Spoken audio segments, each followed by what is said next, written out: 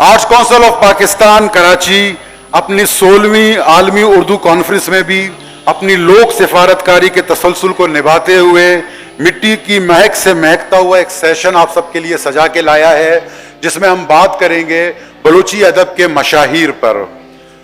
دوستوں، ہر دور اپنے ساتھ نیا ادب، نئے دانش، نئے خیال، نئے افکار، نئے کردار، نئے شاعر پیدا کرتا ہے، لیکن بہت کم ایسا ہوتا ہے کہ کچھ لوگ اپنے کمال فن سے وہ مقام اور مرتبہ حاصل کرتے ہیں کہ جیسے کوئی ستارہ لکیر چھوڑ جائے۔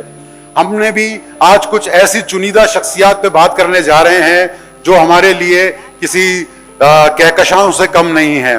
یہ ہمارے مشاہیر ہیں اور ان پہ گفتگو کرنے کے لیے ہمارے ساتھ بہت زبردست لوگ بیٹھے ہوئے ہیں یہاں پہ۔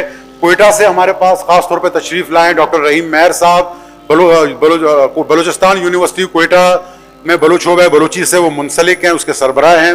ہمارے ساتھ ڈاکٹر غفور شاد صاحب ہیں، شاعر ہیں، ماہر لسانیات ہیں، تنقید نگار ہیں۔ ابھی آپ نے دیکھا ہوگا کہ پرسوں ان کی کتاب کو بیسٹ بلوچی کتاب کا ایوارڈ بھی حاصل ہوا۔ میرے ساتھ تشریف رکھتے ہیں واحد کامریڈ صاحب۔ ان کی ویسے تو بہت ساری شناختیں ہیں، لیکن سب سے بڑی شناخت ان کی کتاب دوستی ہے۔ آپ انہیں ہمیشہ کتابوں کے ساتھ دیکھتا ہوا نظر آئیں گے آپ کو۔ کتاب چھاپتے ہیں، کتاب بانٹتے ہیں۔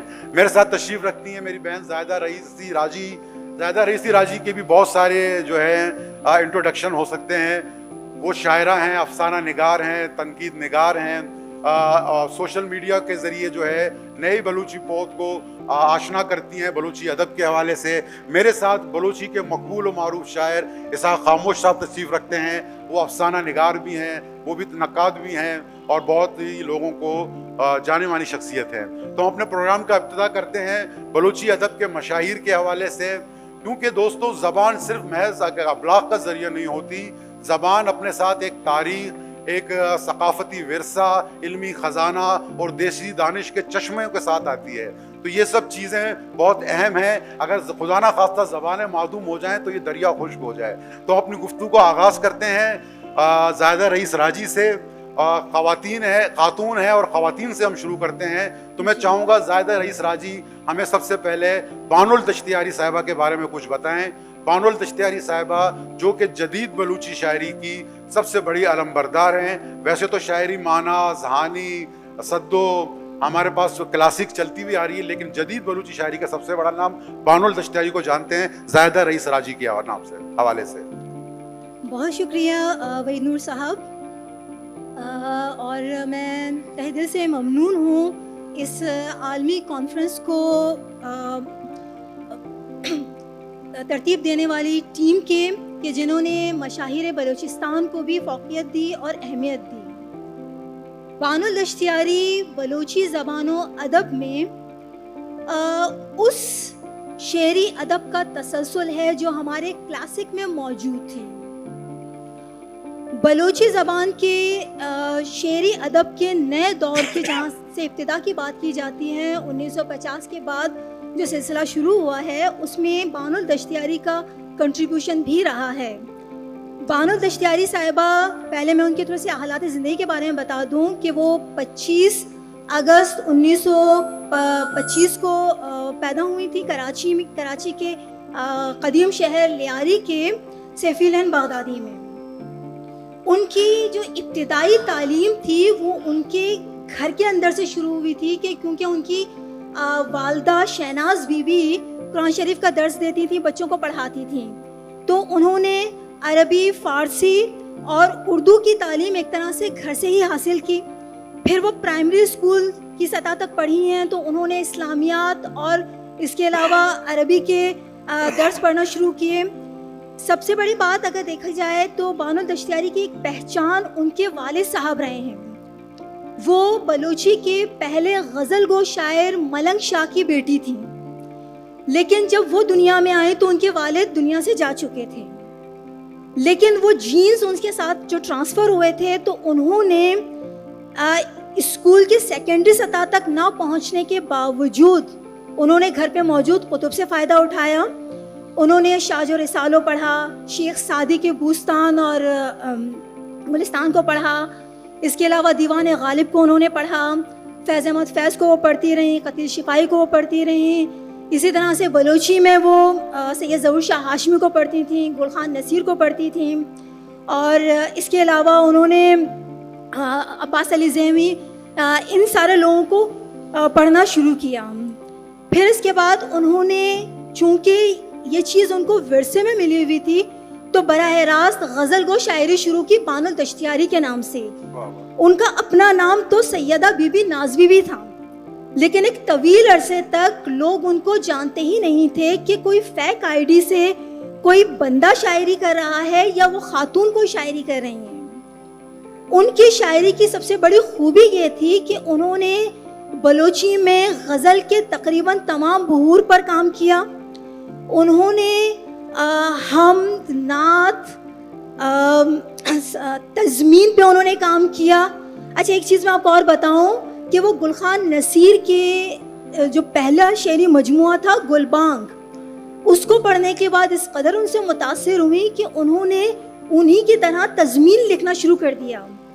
اگر دیکھا جائے تو جو تزمین لکھنے کی ابتدا انہوں نے کی, اس سے پہلے بہت سے لوگوں نے نہیں کیا تھا, اور بعد میں بھی یعنی بہت ساری شاعرات نہ کر سکی تھی, لیکن یہ ان کے اندر کوالٹی تھی کہ انہوں نے گل خان نصیر کی شاعری پر تزمین لکھی ہے. اسی طرح سے سید ظہور شاہ ہاشمی کے شعر پر انہوں نے تزمین لکھی ہے. اسی طرح زیب النساء مخفی کے شعر پر انہوں نے تزمین لکھی ہے. اس کے علاوہ انہوں نے سمجھ لیں شاعری کے علاوہ جب زمانہ اخبار 15 روزہ جو اس کا جریدہ تھا وہ شائع ہونے لگا, تو بلو کپوت کے نام سے فجائیہ کالم لکھنا شروع کر دیا. اس وقت تک بھی لوگ نہیں جانتے تھے کہ بانو الدشتیاری کون ہے. اچھا ایک غلط فہمی لوگوں کے ذہن میں یہ تھی کہ سید ظہور شاہ ہاشمی کے چونکہ وہ اسٹائل میں لکھ رہے ہیں تو بہت ممکن ہے کہ وہ فیک آئی ڈی سے آ رہے ہیں, خاتون کا نام استعمال کر کے لکھ رہے ہوں گے. لیکن جب بلو کپوت کو لوگوں نے پسند فرمایا اور لوگوں نے یہ کہا کہ اس کا انداز بہت افسانوی ہے, وہ کرداروں سے معاشرے کے حالات کو بیان کر رہے ہیں, تو اس بات پر سید ظہور شاہ ہاشمی بانو الدشتیاری سے تذکرہ کرتے ہیں اور وہ یہ نہیں جانتے کہ یہ خود بھی لکھ رہے ہیں. وہ یہ سمجھتے ہیں یہ ملنگ شاہ کی بیٹی ہے اور ان کے گھرانے میں میرا آنا جانا ہے. تو وہ وہاں پر یہ کہتے ہیں کہ بانو الدشتیاری خدا بہتر جانے کون ہے جو اتنا زبردست لکھ رہی ہے, اس کی شاعری بہت خوبصورت ہے, اس کی افسانہ, اس کے جو کالم ہے وہ بہت زبردست ہے, تو جانے وہ کون ہے. تو یہ بات انہوں نے چھپائی ہوئی تھی, لیکن ان کے بیٹے نادر شاہ عادل اس ٹائم پہ چھوٹے ہوتے ہیں, وہ فوراً ان کو بتا دیتے ہیں کہ ماموں یہ تو میری والدہ کا نام ہے. تو یہاں سے وہ ایک طرح سے فرنٹ پر آئیں, سید ظہور شاہ ہاشمی ان کو فرنٹ پر لے کر آئے.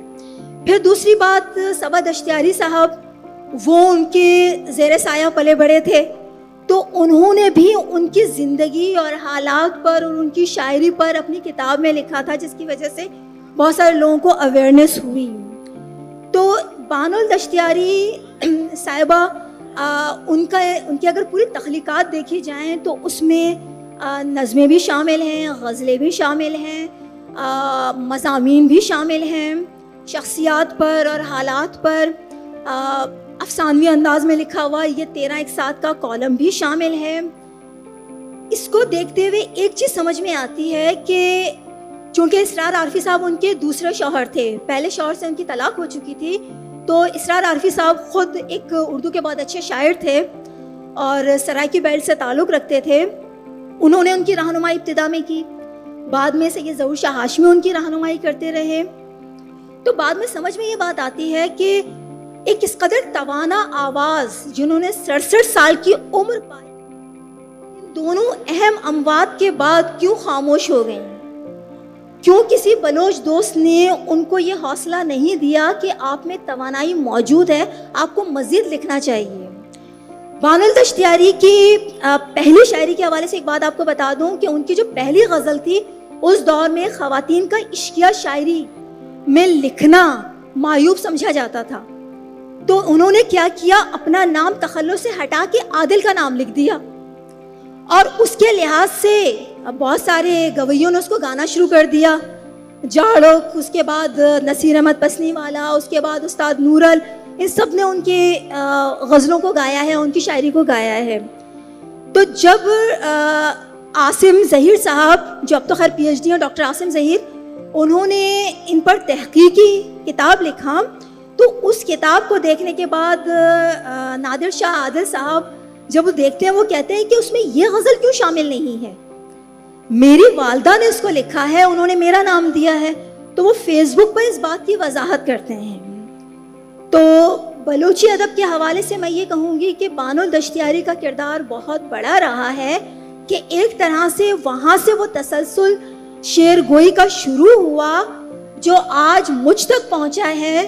تو یہ انہی کی مرہون منت ہے کہ انہوں نے قدم اٹھایا, ہمت کی, فرنٹ پر آئیں, اور آج اسی لیے ان کے جانے کے بعد, دنیا سے جانے کے بعد, آج یہ موقع, یہ مقام ان کو عزت دینے کے لیے موجود ہے. بہت شکریہ زاہدہ رئیس راجی.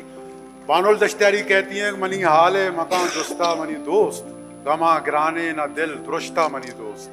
ہم زاہدہ رئیس راجی کے شکر گزار ہیں کہ انہوں نے ہمیں آگاہی دی. اب میں اسحاق خاموش صاحب آپ کی طرف آتا ہوں, اور میں چاہوں گا کہ آپ ہمیں شہنشاہ غزل استاد ظفر علی ظفر کے حوالے سے کچھ بتائیں اور دوستوں کو آگاہی دیں. استاد ظفر علی ظفر. بہت بہت شکریہ وحید نور صاحب, شہنشاہ غزل ظفر علی ظفر. ایک تو آپ نے میرے کاندھوں پر ایک بار کو رکھ دی ہے کہ ایک شہنشاہ غزل کو 5 منٹ کی شخصیت, جی میں جانتا ہوں بہت مشکل ہے مگر آپ کر سکتے ہیں, لیکن پھر بھی میں کوشش کرتا ہوں کہ چند چیدہ باتوں کو سامنے لاؤں. ظفر علی ظفر بلا شبہ منفرد لہجے کے شاعر تھے. ان کی شاعری میں ایک سب سے بڑا وصف سہل ممتنع کی شاعری ہے, کہ بظاہر ان کی شاعری ہمیں بالکل سادہ اور سلیس نظر آتی ہے, لیکن جتنا ہم اسے سادہ اور سلیس سمجھتے ہیں اتنا سادہ اور سلیس نہیں ہے, اس میں گہرائی ہے. ظفر علی ظفر کی شاعری میں خوبصورتی اور گہرائی کا ایک خوبصورت امتزاج موجود ہے. ظفر علی ظفر, اگر شخصیت کے حوالے سے ہم بات کریں, ظفر علی ظفر 1960 ان کا تعلق تو بلوچستان سے, کلان سے تھا, آبا و اجداد کلان سے تھے. وہاں سے نقل مکانی کر کے محاش کے سلسلے میں کراچی میں آبس ہے, گلیمار میں آبس ہے. 1968 کو ظفر رشین ایمبیسی میں بطور پریس آفیسر تعینات ہو جاتے ہیں. اس کے بعد نامور صحافی جناب فصیح اقبال کا ایک مشہور رسالہ تھا اس زمانے میں, زمانہ بلوچی کے نام سے, ان کے نائب مدیر مقرر کیے جاتے ہیں. صدیق آزاد صاحب ان کے مدیر حالہ ہوتے ہیں. اس کے بعد ظفر علی ظفر بغرض محاش دبئی کا رخ کرتے ہیں. بظاہر تو ظفر علی ظفر محاش کی تلاش میں متحدہ عرب امارات جاتے ہیں, لیکن اگر ہم اس زمانے کی ادبی فضا کو باریک بینی سے دیکھیں کہ تو ہمیں یہ محسوس ہوتا ہے کہ ظفر علی ظفر کو محاش کی فکر سے زیادہ زبان و ادب کی ترویج کا مطلب زیادہ فکر اس میں. ہم دیکھتے ہیں کہ وہاں جب ظفر علی ظفر جاتے ہیں تو صدیق آزاد, نور محمد نورل, پیر بخش پیرل, عباس علی زیمی, مراد بخش مراد, یہ 1983 کی میں بات کر رہا ہوں. وہاں جا کے وہ ایک ادبی ادارہ قائم کرتے ہیں سید لفظاں کی مجلس کے نام سے. شروع میں ان کا خیال یہ تھا کہ بلوچی کا جو سب سے بڑا ڈکشنری ہے سید گنج, ان کے چھپنے میں اشاعت کے سلسلے میں مالی مشکلات عائل تھے, تو ان کا خیال تھا کہ ہم وہاں بلوچوں کو اکٹھا کر کے یہ آگاہی دیں کہ یہ بلوچی کا سب سے بڑا لغت ہے, اس کو چھپنے کے لیے مالی مشکلات عائل ہیں اور ہم چندہ اکٹھا کر کے اس کو چھاپیں. انہوں نے کوشش کی اس سلسلے میں, وہ الگ بات ہے کہ کامیاب ہوئی یا نہیں, لیکن وہاں جو متحدہ عرب امارات میں ادبی ایک فضا قائم کرنے میں سب سے بڑا کریڈٹ جو جاتا ہے وہ ظفر علی ظفر کے سر جاتا ہے. اس زمانے میں ہم دیکھتے ہیں کہ جب 1983 کو یہ ادبی ادارہ قائم کی جاتی ہے تو 93 میں اگست کے مہینے میں گلخان نصیر کے یاد میں ایک بہت ہی بڑا عالیشان وہاں ایک प्रोग्राम मुनक्किद की जाती है। इसके बाद बशीर बेदार 1984 को बशीर बेदार के एजाज़ में एक बहुत बड़ा मुशायरा वहाँ इनेकाद करते हैं। लेकिन इन तमाम आदमी खिदमात को छोड़ के ज़फ़र अली ज़फ़र की एक जो पहचान है, जो आप कह रहे थे गज़ल के हवाले से, वो पहचान है ज़फ़र अली के ज़फ़र की शायरी में गज़ल। उनको शायरी में शहंशाह गज़ल बलूची में कहा जाता है। मुझे ये मालूम नहीं है कि ये खिताब, ये टाइटल किसने दिया है, लेकिन जब उसकी किताब को हम देखते हैं, उम्बुए दरूद को एक ही किताब छपी है और बहुत कम लिखा है ज़फ़र अली ज़फ़र ने। उसमें 24 तकरीबन मेरे ख्याल में 24 गज़लें तकरीबन उस किताब में मौजूद हैं। 2007 को गालिबन ये किताब छपी है। उसमें एक उसका जो पेशगाल है, पेश लफ्ज़ है, उसमें मकबूल अनवर ने शहंशाह गज़ल के नाम से पुकारा है, मुखातिब किया है। और दूसरा जो उसका प्लेफ है, एक अहम बात उसमें मुबारक काजी जो लिखते हैं, मुबारक काजी ज़फ़र अली ज़फ़र गो के बाद के लिखने वाले हैं, लेकिन उनके अमसर शोरा में भी शुमार किए जाते हैं। उन्होंने लिखा है काजी साहब ने कि जब हमने शायरी शुरू की तो हमें एहसास हुआ कि ज़फ़र अली ज़फ़र गज़ल के बादशाह हैं। और उन्होंने एक जवाब भी पेश किया कि क्यों गज़ल के बादशाह हैं। ज़फ़र अली ज़फ़र की शायरी हर उम्र के, हर तबके के लोगों के दिलों में एक रस घोलती है। लेकिन हमारे चंद दोस्त इस बात पे इतराज़ करते हैं कि जी ज़फ़र अली ज़फ़र शहंशाह गज़ल क्यों, बशीर बेदार क्यों नहीं है, GR मुल्ला क्यों नहीं है, करीम दश्ती क्यों नहीं है। लेकिन हमारे यहाँ देखिए एक तस्वर, एक आम ख्याल है, एक आम तस्वर है कि जो शायर पॉपुलर है, उसकी शायरी पॉपुलर है तो वो सबसे बड़ा शायर है। या दूसरी नज़र में हम देखें कि जो शायर, उसकी शायरी में तजरीद है, अबहाम है, आर्ट है शायरी, तो वो सबसे बड़ा शायर है। लेकिन मैं समझता हूँ कि ज़फ़र की शायरी को परखने में, उसको ये देखने के लिए कि वो शहंशाह गज़ल हैं कि या नहीं, वो अलग बात है। लेकिन ज़फ़र की जो गज़लें हैं उनमें मतलब शहरियत किस हद तक मतलब मौजूद है, वो जिसका मतलब कमाल क्या है, तगज़ुल क्या है, आहंग क्या है। उसमें ज़फ़र की मैं एक मिसाल दूंगा, वैसे बहुत सारे मिसाल में दे सकता हूँ। शायरी बिल्कुल बज़ाहिर तो बिल्कुल सादा सी शायरी है कि श्रमेत ग्रंथ तरा मंबलूर बादगीरा, श्रमेत ग्रंथ तरा मंबलूर बादगीरा, दिलापा मन पवती शातुलानी शब्दरंगा, दिलापा मन पवती शातुलानी शब्दरंगा। बज़ाहिर तो शायरी बिल्कुल, ये शायरी सादा सी शायरी है कि एक अगर इमेजरी उसकी मतलब शायरी की देखें कि बिजली चमक रही है और एक शख्स जो एक अपने महफूज घर में, वो तो शीशे के घर में, उस वक्त एक ज़माने में शीशे का घर बिल्कुल महफूज घर नहीं था, लेकिन आज के ज़माने में शीशे का घर महफूज घर बनाया जा सकता है, बम प्रूफ, बुलेट प्रूफ, हर तरह से।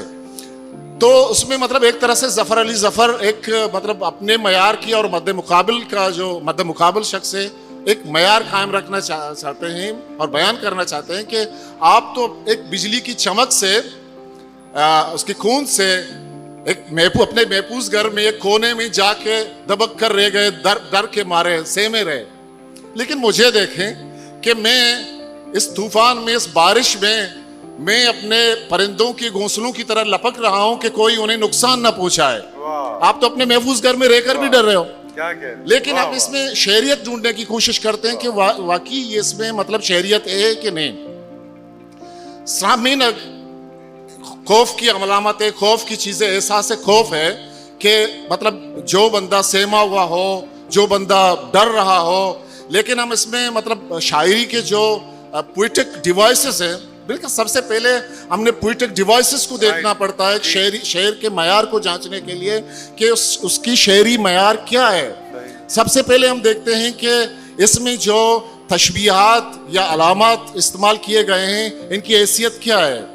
इसमें मतलब जो अलामात या तशबीहा का इस्तेमाल किए गए, आया इसमें मतलब ये शामी हैं, बसरी हैं, लामी हैं, लिमसी हैं, क्या हैं।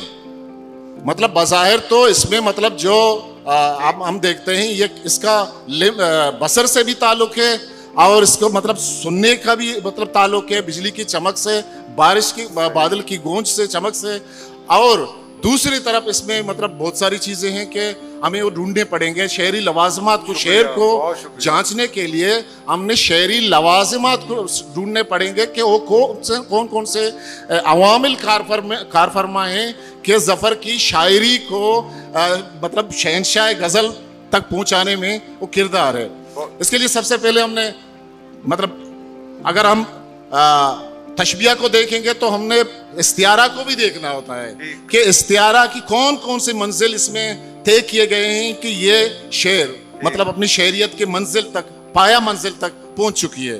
ہم نے اس میں دیکھنا ہے کہ اس میں مجاز مرسل کس حد تک مطلب اس میں صنعت کاری کس حد کی گئی ہے اور کون سی صنعت مطلب اس میں شاعری میں استعمال کی گئی ہے کہ ایک سادہ سی شعر کو ایک اعلیٰ پائے شعر تک پہنچانے. دیکھیں غالب کا ایک شعر پتہ نہیں غالب نے کہی ہے کہ نہیں کہی ہے کہ اگر مومن مجھے یہ شاعری عطا کرتا تو میں اپنی پوری دیوان اس کی نظر کرتا کہ تم میرے پاس ہوتے ہو گویا جب کوئی دوسرا نہیں ہوتا. لیکن بظاہر تو یہ شعر بہت ہی سادہ سی ہے، لیکن اس کو ایک کامے کو ادھر ادھر کرنے سے وہ شعر بہت اگر اس کامے کو ایک منٹ اگر اس کامے کو تم میرے پاس ہوتے ہو گویا اگر اس کامے کو یہاں لگائیں، تم میرے پاس ہوتے ہو اگر یہاں لگائیں تو شعر کی الگ معنی ہوتی ہے. اگر تم میرے پاس ہوتے ہو گویا کے بعد اگر اس کامہ لگائی تو شعر کی الگ سے پتہ نہیں کہاں سے پہنچ جاتی ہے. صحیح بات ہے. بہت شکریہ ساق جان. Thank you. ہمارے پاس وقت کی کمی ہے، میں جانتا ہوں میرے لوگ بہت بھرے ہوئے ہیں، ان کے پاس بہت کچھ ہے بتانے کے لیے، لیکن ہم چاہتے ہیں کہ ایک مختصر سے وقت میں ہم جو بات کر سکیں آپ لوگوں تک پہنچائیں.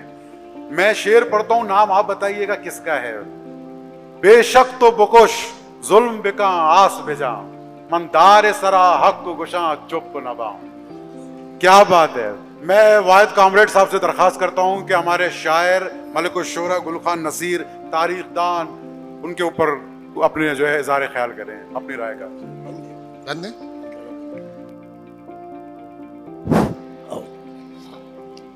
تا زندگاں دشمن جان چپ نبا دارا ما دبا تر زبان چپ نبا بے شک تو بکش ظلم بکن آس بجن مدار سرا حق گشاں چپ نبا مرندی کولے کو نصیرہ بستک آزاد بیا یا کہ میرا چپ نبا. خواجہ گلکان نصیرے کے بارے میں بات کرنا کہ گلکان نے اپنی تمام زندگی مزاحمتی شاعری میں گزار دی. گلکان نصیر میں روایتی بات نہیں کروں گا، پوائنٹ ٹو پوائنٹ بات کروں گا. گلکان نے اپنی تمام زندگی جیلوں میں گزاری، 30 سال جیل کاٹی ہے انہوں نے. پاکستان کی تاریخ میں 30 سال اس نے جیل کاٹی اور 6 مہینہ شاہی لاہور میں شاہی قلعے میں 6 مہینہ انہوں نے فوجی ٹارچر میں گزارا. گلکان نے اتنی شاعری مزاحمتی کی. آج جتنے بلوچ شاعر ہیں یہاں سب بیٹھے ہوئے ہیں کہ ہم جتنے شاعر کی بات کرتے ہیں وہ پھر گلکان کو فالو کرتے ہیں. گلکان نے اونٹ پہ شاعری کی، گلکان نے جگنو پہ شاعری کی، گلکان نے مچیروں پہ شاعری کی، گلکان نے دہقانوں پہ مزدوروں پہ کوئی پھیل چھوڑا ہی نہیں ہے. گلکان جو گل کتاب ہے گل بانگ یا شب گروک، جب شب گروک چھپا گلکان کی تو اس زمانے میں نیب کی بڑی پارٹی ہوتی تھی پاکستان کے اندر. نیب کا پہلا جلسہ تھا تمہارا یہ مسٹر پارک میں، جس میں ابوالکلام، اس میں مولانا باشانی، خان غفار خان، جیم فیض سب بیٹھے ہوئے تھے. تو وہاں پہ گلکان کا اشعار گایا گیا. ستار شفیع نے اس نے کہا قدم قدم رواں بی بی دلی روپیل واں بی بی ایشان مادر وطن سارا گو مال و جاں بی بی زندگی غلامی ہے بلوچ ہے پستگا حرام کہ نئے دور کے غلامی ہے پتی سری بھی غلام. یہ اشعار گایا گیا تو یہ روایت بنی. 64 میں محمد علی جوہر پارک میں کنکری میں ہوا، وہاں پہ نیب کا جلسہ تھا، وہاں شفیع ستار بھی یہ گاتے تھے. اس سے پہلے ہی روایت نہیں تھی. جب گلکان کا کتاب چھپا شب گروہ تو مختلف لوگوں میں ہمارے بلوچستان کے لوگ یا لیاری میں شادیوں میں اور محفلوں میں گلکان کو گاتے تھے. اور اس زمانے میں استاد ستار شفیع نے نام کمایا گلکان کے اس اوپر. اس زمانے میں ایوب خان نے شب گروہ کو بینڈ کر دیا اور جس کے پاس شب گروہ نکلا 1 سال جیل، 500 روپے جرمانہ کر دیا گیا. گلکان کے جو گلبانگ چھپا، گلکان نے شاعری میں مزاحمتی شاعری کی. ایک اور میں قصہ سناؤں، ہمارے بلوچی میں بہت بڑے کلاسیکل شاعری ہے आनिश मुरीद। आनिश मुरीद के बारे में इतनी बातें हैं कि बहुत बड़ी कहानी लिखा जाएगा। गुलकान ने कहा शेख मुरीद को, ओ शेख मुरीद आप भी एक आशिक हो, मैं भी एक आशिक हूँ, खुदका तरह इश्क जरा मारा गमा कुर्ता कबाब। तो आनुलिश का सोचे मापा वतन दीवानगी, कह रहे मेरे और आप में कोई फर्क नहीं है, तू भी एक आशिक है, मैं भी आशिक हूँ, मगर तुमने अपनी इश्क के चक्कर में फकीरों के साथ मक्का मदीना चला गया।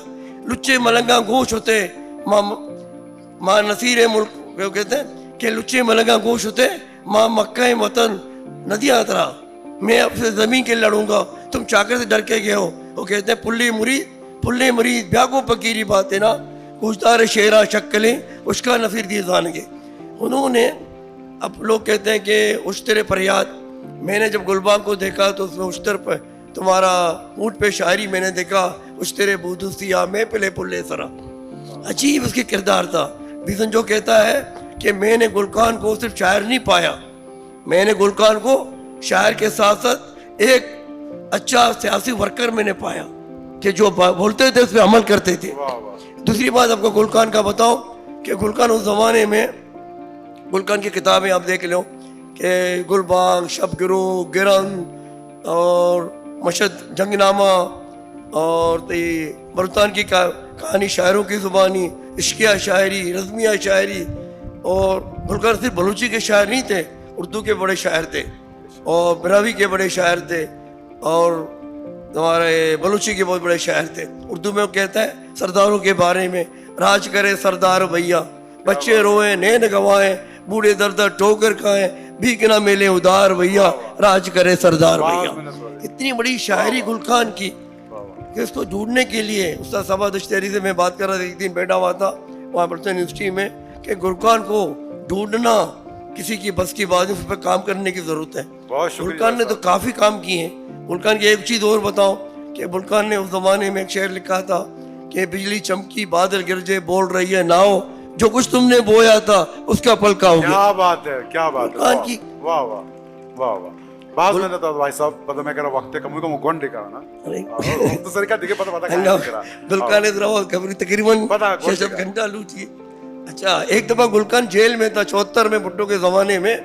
बलूचिस्तान से एक दोस्त आए थे मकरान के, उसने कहा कि गुलकान आपकी शायरी में नफरत, जंग, जदल की बात है, कभी मेहर मोहब्बत की बात तो कर, आशिक माशूक की बात कर। तो गुलकान ने कहा चुश नहीं के मन मेहर नजाना, द्रुशुमो रंगो नेर नजाना, चौकनाई जरदा गनों के लापो दिलानी आतशारों के, अक्के जंगा में देर नजाना, चुश नहीं के मन मेहर नजाना। और गुलकान को समझने के लिए, गुलकान पे बात करने के लिए बड़ी मेहनत की ज़रूरत है। और हमने अपनी इलाका परस्ती में आके गुलकान को नाचार किया है। गुलकान बिल्कुल शोहरा है और गुलकान ने जिस पे काम इतना किया है किसी ने भी नहीं किया है। और गुलकान तमाम ज़िंदगी जेल लट फुल में रहा है। जितना गुलकान पे नाचार हुआ है कि उस दफ़ा मुझे जो की किताब है बायोग्राफी भी हम कुट्टी ने लिखा है कि मैंने कहा गुलकान इतनी टार्चर मैं बर्दाश्त नहीं करूँ, तुम हाँ कर दो, दोस्तों के नाम दे दो। कह रहे हैं मरो मरना तो आसान है और बुज़दिली होना बद के तक बलूची है वगैरह। बहुत बड़ी बात है गुलकान पे बात करने के लिए। एक और मैं एक शेर और बताऊं गुलकान के। जब पाकिस्तान बना तो परंगी की हुकूमत चली गई, कह रहे भी हमारा मुल्क आज़ाद हुआ। तो गुलकान ने एक शेर लिखा, कैसे मानूं कि मेरा देश आज़ाद हुआ जबकि मसनत जमे बैठे हैं सरदार वही, कैसे मानूं कि परंगी की हुकूमत नहीं ना रही, और जबकि बेड़ियां पाँव में हाथ में जंजीर वही, कैसे मानूं कि मेरा देश आजाद हुआ। वाह वाह वाह, क्या बात है। बहुत शुक्रिया वाहिद कॉमरेड साहब, आपने बहुत जबरदस्त तरीके से हमें गुलखान के बारे में, उनकी शायरी के बारे में बताया। अब मैं हमारे तुर्बत से आए हुए मेहमान डॉक्टर गफूर शाह से दरख्वास्त करता हूँ कि हमारी बलूची शायरी का एक बहुत बड़ा नाम अता शाद के हवाले से अपने किरदार, अपने जो ख्यालात का इजहार करें। तो बगोश हर ची मा हेच्ची मगोशा बुत नका, तो बगोश हर ची मा हेच्ची मगोशा बुत नका, तो बेका कहर मना मेहर बीबी चुश नवी। अता शाद और फिर गफूर शाह। मैंने थैंक यू वहीद साहब, मैं आपका और आर्ट्स काउंसिल का शुक्रिया अदा करता हूँ कि जिन्होंने हमें ये मौका फराहम किया है। अता शाद के बारे में बात करना और वो भी 5 मिनट में, मेरे ख्याल में ये अता शाद के रूह के साथ और हम सब यहाँ बैठे हुए लोगों के साथ नाइंसाफ़ी होगी। लेकिन क्या करें, वक्त की तंगी है। मेरा अपना मानना यह है कि अदब जो होता है इसका कोई महाबयानिया नहीं होता है। अदब का, हर अदब का अपना तहजीब होता है और हर तहजीब का अपना अदब होता है। बलूची शायरी में जब हम बात करते हैं तो फिर हम बलूची अदब के हवाले से, तो बलूची अदब का एक अपना तहजीब है, इसका अपना पोइटिक्स है, इसका अपना शेरी रवायात हैं। अताशात के बारे में मुख्तसरन बात करना यह है कि सिंगानी सर तुर्बत कीच में पैदा हुए हैं, वहाँ पले बड़े, बाद में पंजगूर, फिर क्वेटा चले गए, वहाँ से ग्रेजुएशन किया। ग्रेजुएशन करते वक्त लेकिन इस दरमियान में उन्होंने उर्दू शायरी स्टार्ट की थी। और शुरू ही से स्कूल के ज़माने में, वो अपने एक इंटरव्यू में कहता है कि मैं स्कूल के ज़माने में शायरी क्या करता था, मेरे उस्ताद थे, वो मुझे परख गए, मुझे जान गए कि ये जो लड़का है इसमें शेर कहने के गुण हैं, ये शेर कह सकते हैं, ये शायर हो सकते हैं, बल्कि बड़े शायर हो सकते हैं। एक बाकी उसकी बलूची शायरी का जहाँ तक ताल्लुक़ है तो उसके बलूची शायरी के 2 मजमूए आए हुए हैं। फिर इनका जो कुलियात है गुलज़मीन के नाम पे, वो हम सब ने पढ़ा होगा। अताशात की शायरी की अगर बात की जाए तो अताशात की शायरी को मौज़ूआत और पाम और कंटेक्ट के हवाले से देखा जाए तो मेरे ख्याल में अताशात की शायरी बलूचिस्तान की शायरी है, बलूचों की शायरी है, बलूचों के दर्द की शायरी है, अलम की शायरी है, करब की शायरी है। बलूचिस्तान में जो कुछ गुजर रहा है या जो कुछ गुजर रहा था उसका दास्तान है, उसका बयान है। और लेकिन ये दर्द, ये कर्ब जब आगे चलता है तो फिर इंसान का कर्ब बन जाता है, फिर हर महकूम का कर्ब बन जाता है, फिर हर मजलूम का कर्ब बन जाता है, फिर हर मजलूम का दर्द बन जाता है। इनकी शायरी में बलूचिस्तान बोलता है, वो बलूचिस्तान के शायर हैं और उन्होंने बलूची शायरी में जो कुछ किया और उसने बलूचिस्तान के शेरी रवायत में रह कर किया, उसने बलूचिस्तान के पोएटिक्स के अंदर उन्होंने शायरी में जो कमाल पेश किए। सबसे पहले ये है कि अताशात को, जो इससे पहले नए मॉडर्न हेज में जो शायरी हो रही थी वो सबको अताशात ने रिजेक्ट कर दिया, यकसर रिजेक्ट कर दिया। वो जो शायरी थी अताशात को, और जो रवायती शायरी है उनसे जो कहते हैं, जो पारसी और उर्दू के तवसत से बलूची में, बलूची मॉडर्न हेज में आया, तो अताशात को शायरी बा नहीं गया। अताशात ने कहा था कि मुझे शायरी, अगर बलूची में शायरी करना है तो मुझे बलूची में पूरे बलूचिस्तान के लिए, पूरे बलूचों के लिए, पूरे बलूचिस्तान की किसी एक लहजे की शायरी नहीं करनी है। मुझे पूरे बलूचिस्तान के लहजे को मिला के अपना शायरी बयान करना है। इसलिए उन्होंने हर लहजे के, सुलेमानी के, रक्षानी के, मकरानी के, सारे लहजों के, किसी के स्ट्रक्चर को लिया तो किसी के लफ्जियात को लिया तो किसी के मॉर्फोलॉजी को लिया, सबको समूह के, सबको मिला के उन्होंने फिर शायरी शुरू की।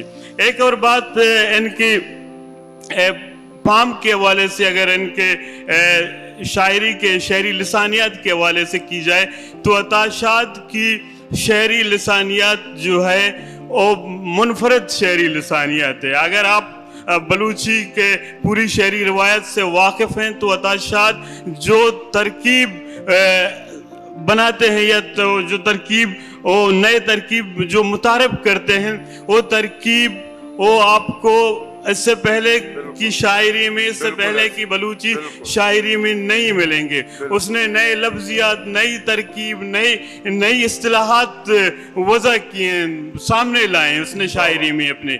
उसकी शायरी में उसने तो तरकीब साजी किए, फिर उन्हीं तरकीबों में से उन्होंने वहाँ से इस्तिहारात, वहाँ से नई तशबीहात, वहाँ से नए जो तस्सीमात थे वहाँ से जो नई तलमियात थे वो उन्हीं से निकाले। जिस तरह इसका एक मशहूर गज़ल है, बल्कि मैं तो कहता हूँ शहर आफा के ज़रा कि शीरगा शीर कुता बेनगा नोकाब कुता, शीरगा शीर कुता बेनगा नोकाब कुता, त्रानगे त्रम्पिया उम्रासरी जब्ताब कुता, चश्प यक रंगे अनारकानी कुलोंटाम बेचशा, शश पयक रंगी अनारकानी कुलूंटाम बेचशा, मावती द्रोहिये निमोन पा तुन्नाप कुता, नाज़बो मल्लगी पिशानी बज़िन साएगा ब्या, नाज़बो मल्लगी पिशानी बज़िन साएगा ब्या, मन करियाब तई दूरिया रूताप कुता, ओ पाज़ुले शिरकिन शेरां तई बालाद बदन,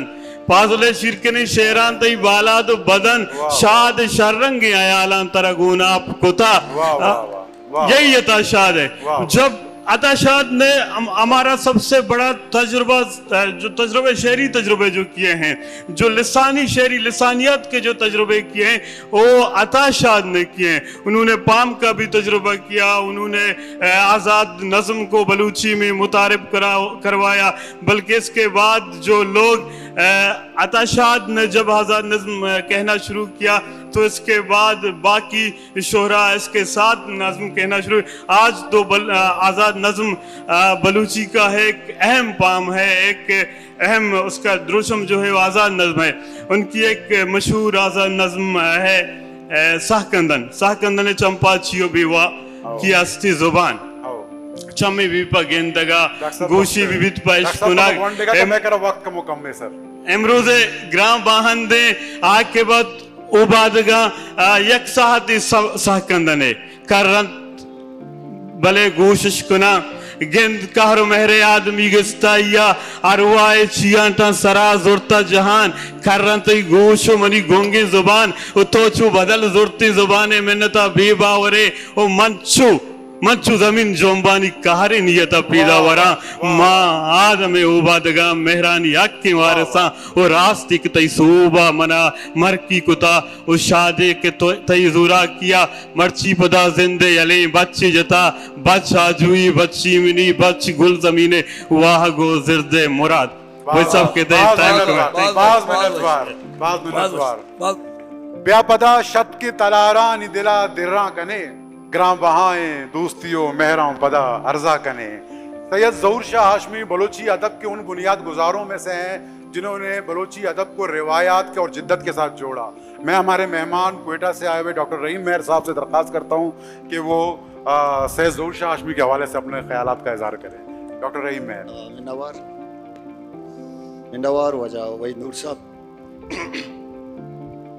अगर सैयद हाशमी जैसे कदावर बलोची ज़ुबान और अदब के बुनियाद गुजार शख्सियात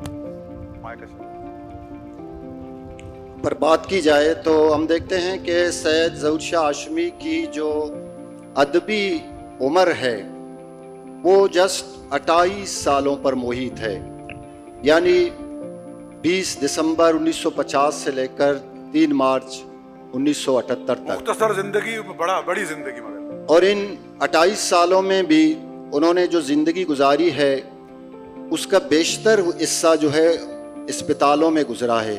चूँकि वो टीबी जैसे उस ज़माने में लाइलाज मर्ज़ के शिकंजे में थे, तो उन्हें उनकी जो ज़िंदगी थी वो कर्ब वो अज़ाब में जो है गुजरी है।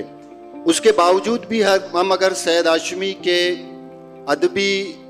अदब और लिसानियात पर किए हुए काम का अगर इख्तिसारन जायज़ा पेश करें तो कुछ वो नमूना यूँ बनता है कि जब वो बलोची अदब की तरफ राग़िब हुए तो बलोची जदीद अदब का बुनियादी दौर था। यानी कि हम जदीद अदब जब हम कहते हैं तो इसका मतलब है क्लासिक से अटकर, यानी कि मॉडर्निज़म नहीं बल्कि जदीद अदब। हमारे यहाँ 1950 में जब सैयद हाशमी आते हैं तो वो बहुत से मसाइल सामने होते हैं। फर्ज करें बलोची नहीं लिखी जा रही होती है, उसका कोई इमला नहीं होता, उसकी कोई रस्मुल ख़त नहीं होता, तो सैयद हाशमी सबसे पहले बलोची ज़ुबान के इमला के लिए काम करते हैं, उसके रस्मुल ख़त के लिए काम करते हैं, और उनके किए हुए काम आज भी मुस्तनद माने जाते हैं। آج بھی بلوچی میں جو بلوچی لکھی جاتی ہے, جو املا استعمال کیا جاتا ہے, یا سب سے جو مستند رسم الخط ہے وہ سید ہاشمی کا ہی دیا ہوا ہے. اسی طرح ان کے لسانیات پر کیے ہوئے کام میں سب سے اہم کام جو ہے وہ سید گنج ہے. بلوچی تو بلوچی کا پہلا ڈکشنری سید ہاشمی کی کاوشوں سے, انہوں نے گلی گلی, بستی بستی, کوچہ بکوچہ, شہر بشہر لوگوں کے پاس جا کے بلوچی کے لفظیات جمع کیے, اور بلوچی ٹو بلوچی کا پہلا ڈکشنری انہوں نے مرتب کیا. اسی طرح اگر ہم تحقیق کے میدان میں دیکھیں تو سید ہاشمی کے جو تحقیقی کام ہیں وہ جو ہے سائنٹیفک اور معروضی صورت میں ہمیں ملتے ہیں. انہوں نے بلوچی زبان و ادب کی تاریخ معروضی صورت میں لکھی ہے. اس میں خاص طور پہ بلوچی زبان کے حوالے سے انہوں نے جو تحقیق کی ہے, بلوچی زبان کے قدامت کے حوالے سے جو انہوں نے رائے قائم کیے ہیں وہ آج بھی مستند مانے جاتے ہیں. آج بھی محقق جب بلوچی زبان کی قدامت کے حوالے سے کام کرتے ہیں تو سید ہاشمی کی بنیادی ریفرنس جو ہے کہلاتا ہے. اسی طرح انہوں نے بلوچی کلاسک شاعر ملا فاضل کو پہلی دفعہ انہوں نے ہی دریافت کیا, ان کے شعر یکجا کیے, ان کی زندگی اور ان کی شاعری پر جو انہوں نے مقدمہ لکھا ہے اس سے اندازہ ہوتا ہے کہ سید ہاشمی کی جو تنقیدی نگاہ ہے وہ خالصتاً مشرقی تنقیدی روایات سے متاثر نظر آتے ہیں. ان کا چکاسنگ جو ان کا تنقیدی کتاب ہے اس کے مطالعے سے اس میں جو مضامین شامل ہیں اس میں سے بھی پتہ چلتا ہے کہ سید ہاشمی نہ صرف ان کو اپنے دور, اپنے اثر کی شاعری فکشن پر گہری نگاہ تھی بلکہ ان پر وہ مستند رائے بھی دیتے تھے. دوسرا جو ان کا تخلیقی جو سفر ہے وہ بھی 2 حصوں پر مشتمل ہے. وہ ایک فکشن رائٹر تھے, بلکہ بلوچی میں جو پہلا افسانوی مجموعہ میرگند کے نام سے 69 میں جو سامنے آیا ہے وہ بھی سید ہاشمی کا ہی ہے. گو کہ اس کتاب میں تمام جو ہے تحریر افسانے کے زمرے میں نہیں آتے ہیں, لیکن اس میں جو چند ایسے تحریر شامل ہیں جو افسانے کے لوازمات پورے کرتے ہیں. بلوچی میں پہلا جو ہے ناول بھی سید ہاشمی کا ہی دیا ہوا ہے. یہ تجربہ انہوں نے ہی جو ہے کیا ہے. اس طرح دیکھا جائے تو جو وحید صاحب نے جو بنیاد گزار کا لفظ استعمال کیا تو ہم سمجھتے ہیں کہ بلوچی فکشن ہو, بلوچی میں نقد ہو, بلوچی لسانیات, بلوچی املا, بلوچی رسم الخط کی روایت کو قائم کرنا ہو, ان سب حوالوں سے سید ہاشمی ایک بنیاد گزار کے طور پر جانے جاتے ہیں. سید ہاشمی کا جو بنیادی پہچان ہے, پجار ہے, وہ ان کی شاعری ہے. سید ہاشمی جس زمانے میں شاعری کی طرف آتے ہیں تو بلوچی جدید شاعری کی ابتدا ہوتی ہے, اور بیشتر جو بلوچ شاعر 2 مکتبے فکر میں ہم ان کو بانٹ سکتے ہیں. ایک وہ جو یہاں کراچی میں رہ کر شاعری کر رہے ہوتے ہیں, دوسرا وہ جو بلوچستان یا کوئٹہ کے ہوتے ہیں.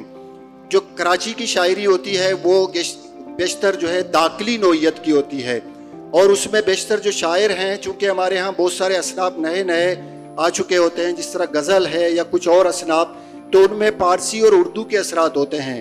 لیکن جب سید ہاشمی بلوچی کی طرف آتے ہیں تو اپنے ابتدائی زمانے سے ہی وہ خالص بلوچی زبان کو ترجیح دیتے ہیں اور اپنی کلاسیکل روایت سے بلوچی شاعری کو جوڑنے کی کوشش کرتے ہیں. ہم دیکھتے ہیں کہ سید ہاشمی خاص طور پہ ملا فاضل سے کافی انسپائر نظر آتے ہیں, اور جب اپنی شاعری شروع کرتے ہیں تو غزل کو پروان چڑھانے میں اور ان کو اپنی تہذیبی اور کلچرل اور کلاسیکل روایات سے جوڑنے میں ان کا ایک بنیادی جو ہے مقام ہے.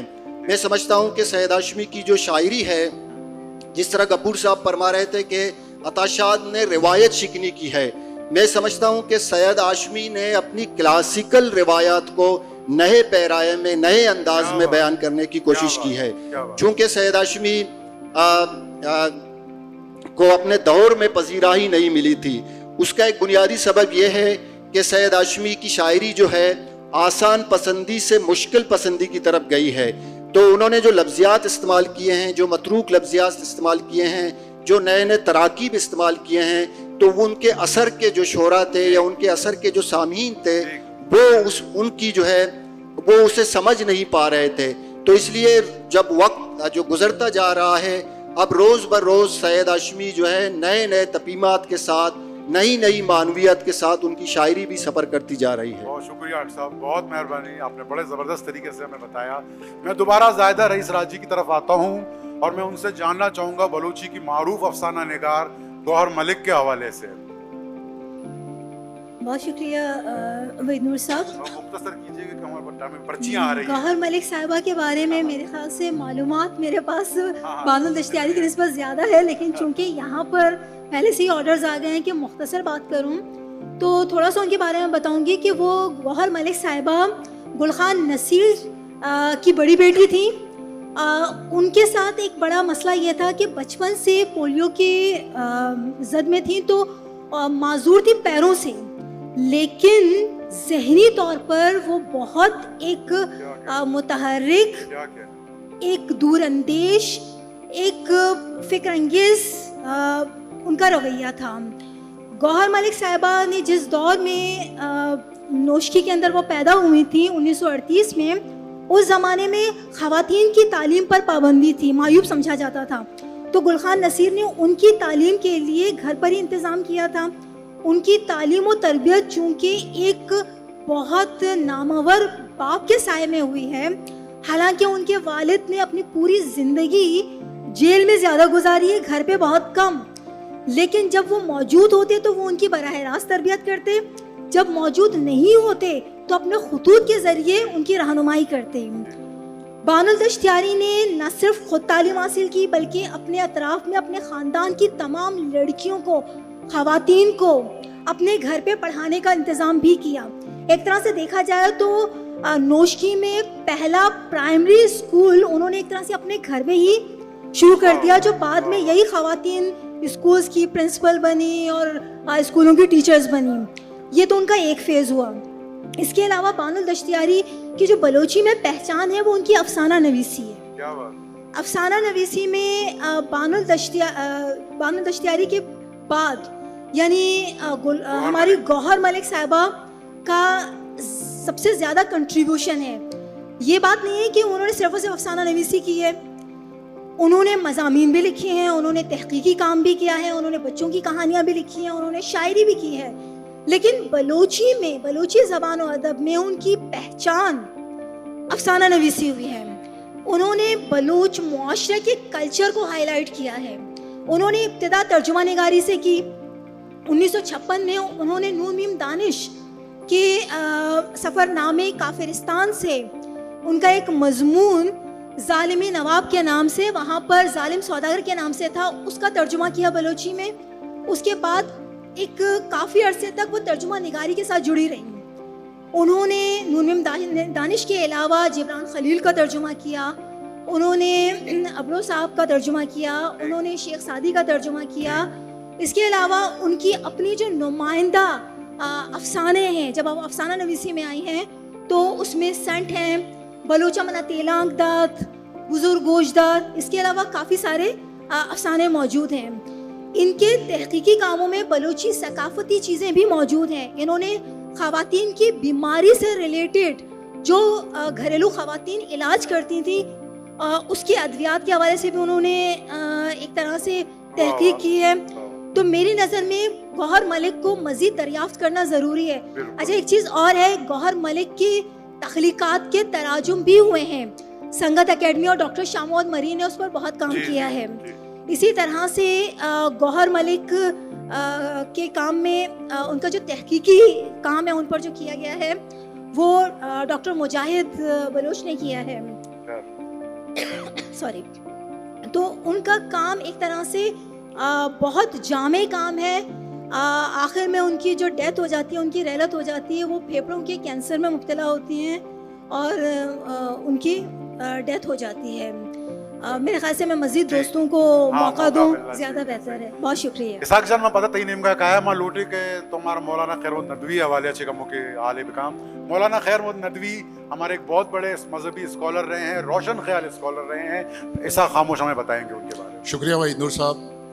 بلا شبہ مولانا خیر محمد ندوی صاحب بلوچی کے بہت ہی اعلیٰ پائے کے محقق، مذہبی اسکالر اور مصنف تھے.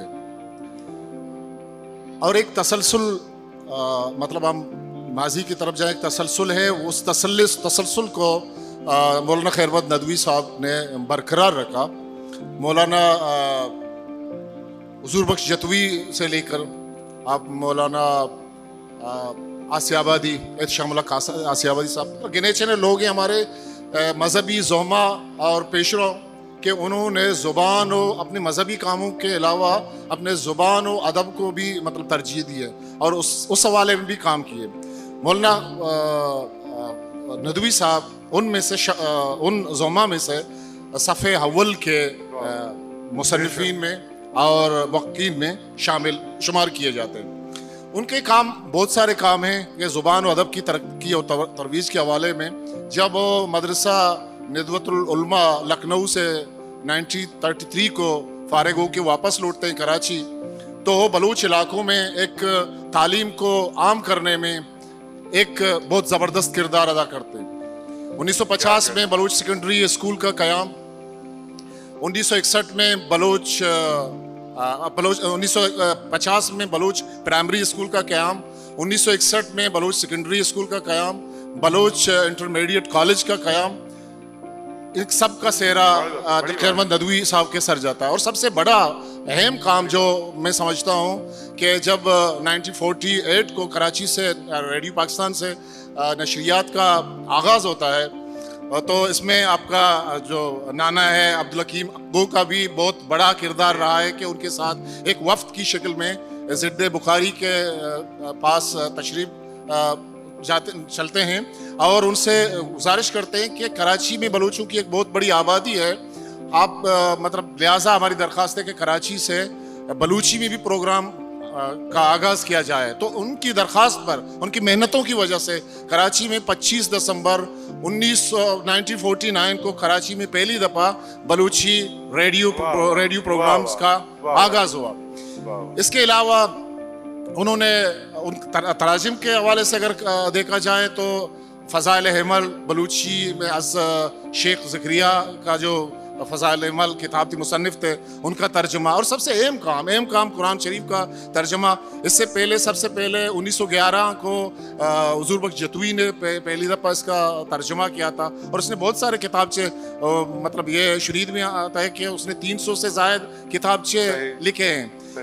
ये काम जो कुरान शरीफ का है, सबसे पहले उसके अमजुल्फ वजह अब्दुल समद सरबाजी ने आगाज़ किया था। इसके बाद वो खलात स्टेट में बतौर काजी खुजात जब तैनात हो जाते हैं, बाद में मुख्तसर अदालत के बाद उनका इंतकाल हो जाता है। तो इस काम को जो मतलब वहाँ से रुका था, उस काम को पाए तकमील तक पहुँचाने में नदवी साहब का एक बड़ा किरदार रहा है। और बलूची का पहला जो रसाला है उमान, जो 1951 को उन्होंने इजरा किया था, इसके बाद 78 को सौगात का इजरा हो, ये तमाम जो काम हैं, मतलब मैं समझता हूँ कि बलूची ज़ुबान और अदब को तरवीज जो तरक्की के लिए एक मजहबी रहनुमा का किरदार बहुत बड़ा कंट्रीब्यूशन है। बहुत शुक्रिया, बहुत शुक्रिया। वती दोस्तानी शिगानो गम वती दुश्मनानी बदों से तम तुझे काज़िए के मुबारक पदा मुश्किलें के वदी बीबी। मैं डॉक्टर गफूर शाह से दरख्वास्त करता हूँ कि मुबारक काजी के हवाले से अपनी राय का इज़हार। Thank you. काजी साहब को पिछले हुए हमसे तकरीबन अभी 2 महीने के शायद अरसे गुजर चुके होंगे। अभी तक इसके गम, अभी तक हम सोग में हैं। इसकी काजी साहब के सोग में हम नहीं, पूरे बलूचिस्तान इसी के सोग में गुजर रहा है। अभी तक कोई ऐसा मजलिस नहीं है जहाँ पे जब हम 2-3 अदब के लोग या कुछ दूसरे लोग इकट्ठे हो जाते हैं, वहाँ पे काजी साहब का तस्करा ना हो, वहाँ पे काजी साहब का जिक्र ना हो। काजी साहब हमारे 21वीं सदी का सबसे हज़ीम शायर, मेरा अपना ख्याल है कि काजी साहब हमारे 21वीं सदी का सबसे अजीम शायर और सबसे मारूफ शायर हैं। मैं इनको सिर्फ मारूफ नहीं कहूँगा, कोई भी शायर 50 साल तक सिर्फ मारूफ नहीं हो सकता। ये इनकी शायरी का कमाल है, ये इनकी फ़न का कमाल है कि उन्होंने अपने आप को 50 साल का बलूच का तर्जुमान बनाया हुआ रखा हुआ है। वो हमारे गुलज़मीन का शायर है, वो हमारे आशूब का शायर है, वो इनकलाब का शायर है, वो हमारे राजी शायर हैं, हमारे कौमी शायर हैं। काजी साहब हमारे शेरी जो हमारा, मैं फिर कहता हूं कि मैं पोएटिक्स के मामले में ये कहता हूं कि पोएटिक्स जो है वो तहजीब का होता है। मैं ये भी मानता हूं कि बलोच का अपना पोएटिक्स है, उनकी अपनी शेरियात है। और मुबारक काजी साहब हमारे शेरी, हमारे पोएटिक्स का नशात सानी है, वो दूसरा जन्म है हमारी पोएटिक्स का। जब हम अपने क्लासिकल शायरी को देखते हैं तो आपको पता चलेगा कि उन लोगों का टोन क्या था, उन लोगों का लहजा क्या था, उन लोगों का रवैया क्या था, उन लोगों का नफ्सियात क्या था, वो किस तरह से बात करते थे या किस तरह से अपनी शेर को लोगों के सामने बयान करते थे। मुबारक काजी साहब बिल्कुल ऐसे ही अपने शेर को बयान करता था। मुबारक काजी साहब हमारा इज्तिमाही शऊर का शायर है। बलोच का अगर कोई इज्तिमाही शऊर जानना चाहता है कि बलोच इज्तिमाही तौर पर सोचते कैसे हैं, बलोच के नफ्सियाती मामलात क्या हैं, बलोच नफ्सियाती तौर पर किस तरह अपने आप को इजहार करते हैं, तो आप मुबारक काजी साहब को पढ़िए। मुबारक काजी साहब हमारे इज्तिमाही जुबान हैं इस दौर का, जो 21वीं सदी का, खासकर मैं 25 साल का कहूँगा। अगर मुबारक काजी नहीं बोलते थे, मुबारक काजी शेर नहीं कहते था, तो मेरे ख्याल में इन 25 सालों में बलोच गूंग रहते थे, खामोश रहते थे, कोई इनका सुनने वाला नहीं था या वो बलोच का इजहार नहीं करते थे। मैं ये भी समझता हूँ कि मुबारक काजी की शायरी एक फिक्र अंगेज शायरी है, इनकी शायरी एक नज़रियात से जुड़ा हुआ शायरी है, उनकी शायरी एहसासात की शायरी है, इनकी शायरी जज्बात का शायरी है। वैसा बस करूँ तो आपको सुनना चाह रहे हैं, इतना लुत्फ भी आ रहा है, लेकिन मैं चाह रहा हूँ आखिर में बस एक शेर मुझे कहने दीजिए। हमें तो बहुत लुत्फ आ रहा है। मुबारक काजी साहब का एक नज़म है कि वाब मानबा, इनका एक छोटा सा टुकड़ा है कि भले माँ आप नशुस्तांगो मूसुमी होरा, दिला चिराग बुलंद तुम तहारिया जेड़ा, माँ रोजन द्रोहित गे मर्द माँ मचार मापोर्स मवान रोजन द्रोहितगे मर्दमा मवान मपोर्स बजीड़ पेक्र मका तहारियावती साहे गुसाएगा द्रोही न कोश पमन गिरानी अलवता सरका न जब मरामरी अरसानी मतलबे गूने चिराग कोर बुआने तुमनी उमेतानी के कुछ एक नजात के अड्डा रची चुज़ैन पेरे। बहुत शुक्रिया। मैं आखिरी में डॉक्टर रहीम मेहर साहब आपसे गुजारिश करूंगा कि मुराद शायर हमारे बलूची अदब का एक बहुत बड़ा नाम है, मुख्तसरन उसके बारे में कह दें, क्योंकि हम अपने टाइम से वैसे ही ज़्यादा हिस्सा ले चुके हैं। जी ज़रूर। मुराद शायर के बारे में अगर इख्तिसार से मैं बात करना चाहूँ तो मंजरनामा कुछ यूँ बनेगा कि जब बलोच कराची में बलोच सियासत, बलोच अदब और बलोच सहाफ़त की बुनियाद रखी जाती है तो वो सफ़े अव्वल के लोगों में शुमार है। बलोची में अदबी तंजीमकारी हो या जितने सोशल अदबी लिटरेरी मामलात हों, मुराद शायर सब अव्वल दिन से साथ रहे हैं। मुराद शायर की जो पहचान है वो तख्लीकी सूरत में है। उन्होंने अफसाने लिखे हैं और उनका एक किताब अफसानों का मजमुआ छप के सामने आया है जिसमें उनके अहम अफसाने शामिल हैं। उन्होंने अपने अफसानों में बलोच समाज की, बलोच माशरे की नुमाइंदगी की है। और दूसरा जो उनका फिक्शन के हवाले से जो उनका काम है वो उनके तराजिम हैं। चूँकि मुराद शायर एक तरक्की पसंद जो है राइटर थे और तरक्की पसंद उन्होंने जो तराजिम किए हैं उनका जो सिलेक्शन है वो भी बेशतर उन अफसाना निगारों के हैं जिनका ताल्लुक़ तरक्की पसंद अदब से रहा है। मुराद शायर का बुनियादी जो पहचान है वो उनकी शायरी है।